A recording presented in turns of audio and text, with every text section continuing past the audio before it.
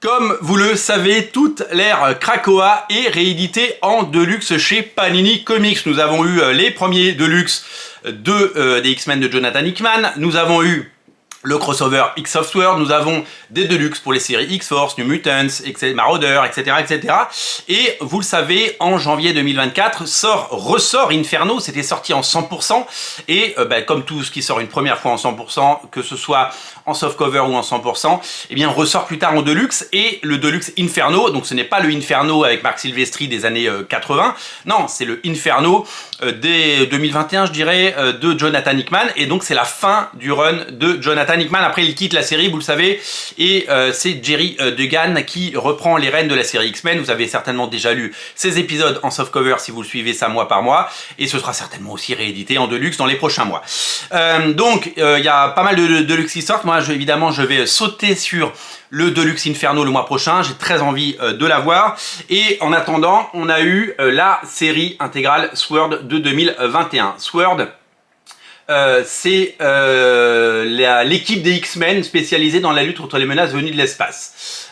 Donc c'est une équipe qui est là depuis longtemps, et c'est une équipe qui a connu des hauts et des bas. Et Al Ewing, le scénariste de Immortal Hulk et Empire, eh bien, a raconté une histoire sur 11 numéros, et ils sont tous disponibles dans ce Deluxe, donc il n'y a pas de tome 2, c'est unitaire. Alors, je dois vous avouer que j'étais passé complètement à côté de la parution de Sword, parce que j'ai surtout suivi les X-Men, et donc du coup j'étais assez curieux de voir ça, surtout qu'il y a des noms qui me plaisaient, Valerio Chitti au dessin, Stefano Caselli, et quand j'ai commencé à le feuilleter, je ne l'ai pas encore lu, hein, pour tout vous dire, je vais être très très honnête avec vous, eh bien j'ai été complètement subjugué par le niveau de dessin. Alors il y a d'autres dessinateurs, on va les citer, mais je trouve que le niveau de qualité est absolument exceptionnel en termes de dessin, de couleur, de mise en scène et de travail, quoi. C'est-à-dire que, en gros, sur toute l'ère Krakoa, depuis l'arrivée de Jonathan Hickman et avec toutes ces séries, on a quand même un niveau de dessin assez exceptionnel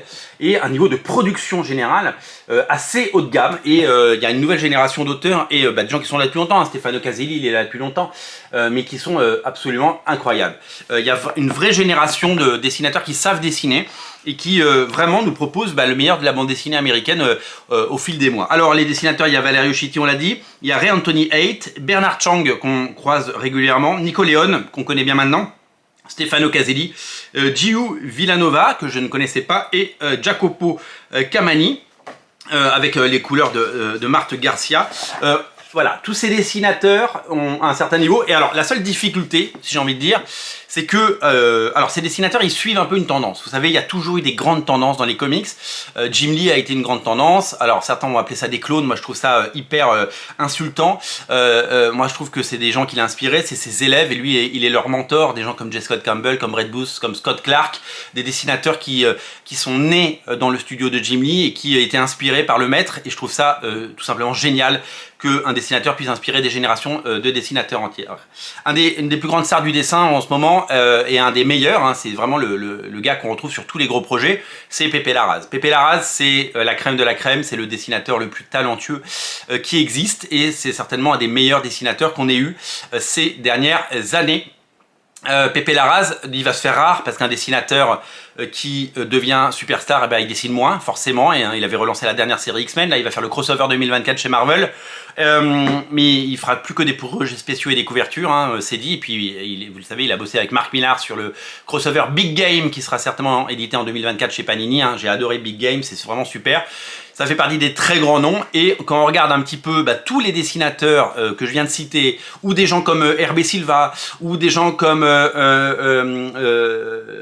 CF Villa, voilà, excusez-moi, j'ai eu un petit trou de mémoire, CF Villa, toute cette génération de dessinateurs qui éclatent tout, enfin je veux dire, ils ont un niveau de technique et de rendu absolument génial, mais c'est vrai que tous s'inspirent un petit peu du trait de Pepe Larraz, ou en tout cas on leur a demandé tous de dessiner à la façon d'eux. Et c'est vrai que ça marche, parce que du coup ça donne une sorte d'uniformalité, et ça donne une cohérence à tout ça.